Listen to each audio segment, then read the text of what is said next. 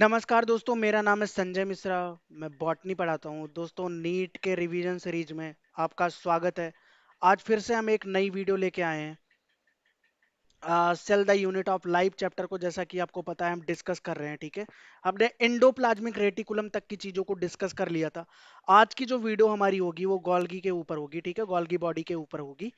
तो इस सीरीज में हमारे साथ बने रहने के लिए आपका बहुत बहुत धन्यवाद। दोस्तों, आप हमारे वीडियो को लाइक कर सकते हैं, इस चैनल को सब्सक्राइब कर लीजिए ताकि मैं संजय मिश्रा आपके साथ जुड़ा रहूं। ठीक है, और आगे आने वाली वीडियो का अपडेट आपको मिलता रहे। दोस्तों, सबसे पहले हम इंट्रोडक्शन की अगर बात करें, ठीक है, तो जैसा कि हमारी सेल है उसके अंदर बहुत सारे सेल ऑर्गेनल्स पाए जाते हैं। उन्हीं में से एक सेल ऑर्गेनल का नाम है गोल्गी ऑपरेटस। ठीक है दोस्तों, सबसे पहले इसको गोल्गी नाम के एक साइंटिस्ट ने देखा था सन 1898 में। ठीक है, तो ये बहुत ही इंपॉर्टेंट चीज है एग्जाम पॉइंट ऑफ व्यू से। आपको लगता है क्या ये चीज नीट में आएगी? सर ने ऐसे ही सब कुछ दे दिया है। हाँ दोस्तों, तो ये जो चीज है, ये जो इन्फॉर्मेशन है, ये नीट में आ चुकी है। इस साइंटिस्ट के बारे में नीट में पूछा जा चुका है।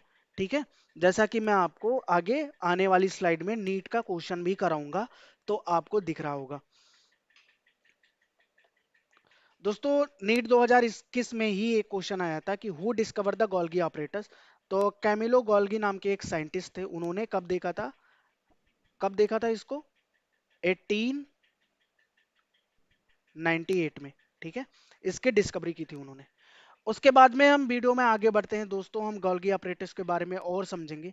तो ये एक फ्लैटेंड स्ट्रक्चर होता है जो मेम्ब्रेन बाउंड सैक से मिलकर बने होता है, जिसका नाम सिस्टर्नी होता है।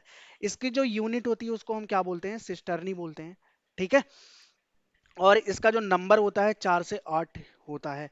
ठीक है, अब इनकी स्ट्रक्चर में पोलैरिटी पाई जाती है। अब पोलैरिटी की अगर बात करें तो इनमें एक सिस फॉर्म होता है और दूसरे फॉर्म को हम बोलते हैं ट्रांसफॉर्म। सिस फॉर्म जो होता है वो रिसीविंग फॉर्म होता है। ये कोई भी जो मटेरियल है उसको पैकेजिंग के लिए क्या करता है? रिसीव करता है फ्रॉम द इंडोप्लाज्मिक रेटिकुलम। ठीक है, क्या करता है? सिस फॉर्म जो होता है वो रिसीविंग फॉर्म होता है, और ये इंपॉर्टेंट है, आपको याद रखना है इसको। क्या करना है? याद रखना है इसको। ठीक है, उसके बाद में जो ट्रांसफॉर्म है वो सिप मटेरियल आउट। मतलब ये क्या करता है? कोई भी जो मटेरियल है सिस फॉर्म ने रिसीव किया, तो ये ट्रांस का काम होता है उसको बाहर निकालना। ठीक है, आउटसाइड में शिफ्ट करना। अब कोई भी मटेरियल है, मान लो लिपिड प्रोटीन है, तो इंडोप्लाज्मिक रेटिकुलम से कहाँ जाएगा? गोल्गी में जाएगा, और गोल्गी से उसको सेल के बाहर भेज दिया जाएगा। ठीक है, सेल में बाहर कहीं भी भेज दिया जाएगा। तो ये जो सीक्वेंस है आपको ध्यान रखने की जरूरत है। ये सीक्वेंस बहुत ही इंपॉर्टेंट है। ER to Golgi, Golgi to out to the cell. ठीक है, तो ये चीज आपको ध्यान रखने की जरूरत है। दोस्तों, नीट 2016 में एक क्वेश्चन आया था, the cis and trans faces of the Golgi operators are. ये दोनों स्ट्रक्चरली और फंक्शनली अगर उनकी बात करें तो दोनों कैसे होते हैं? डिफरेंट होते हैं। मतलब इनमें कोई सिमिलरिटी नहीं पाई जाती है। ठीक है, तो सिस फॉर्म और ट्रांस फॉर्म जो होते हैं वो स्ट्रक्चरली और फंक्शनली दोनों का जो फंक्शन होता है वो भी डिफरेंट होता है, और दोनों के स्ट्रक्चर जो होते हैं वो भी डिफरेंट ही होते हैं। ठीक है, अब अगर फंक्शन की बात करें, अगर फंक्शन की बात करें तो इसका जो फंक्शन होता है बहुत ही यूनिक होता है सेल में। ठीक है, जैसे कि यहाँ पे आपको एक स्टेटमेंट दिख रहा होगा, जस्ट लाइक ये quality control development the Golgi modify protein and lipid adding sugar to form glycoprotein and glycolipid. अब नीट का जो फेवरेट क्वेश्चन है, नीट का जो फेवरेट सवाल है वो क्या है? कि ग्लाइकोप्रोटीन, ग्लाइकोप्रोटीन और ग्लाइकोलिपिड,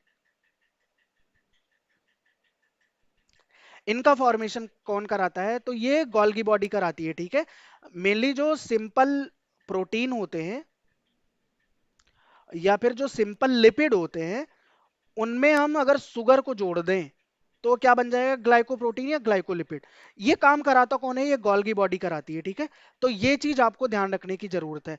अब इनका जो मेन फंक्शन है, एक और इंपॉर्टेंट फंक्शन है कि ये फॉर्मेशन कराते हैं लाइसोसोम की। किसका फॉर्मेशन कराते हैं?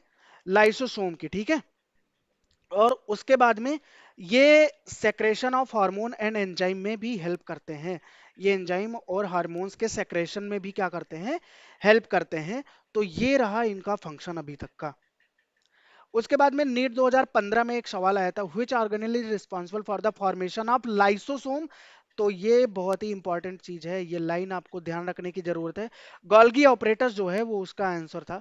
ठीक है, मैं इसको शॉर्ट आंसर के फॉर्म में, देखो जो एमसीक्यू है, एमसीक्यू उसमें 4 ऑप्शंस होते हैं। ठीक है, तो मैं इनको शॉर्ट आंसर के फॉर्म में लेके आ रहा हूं।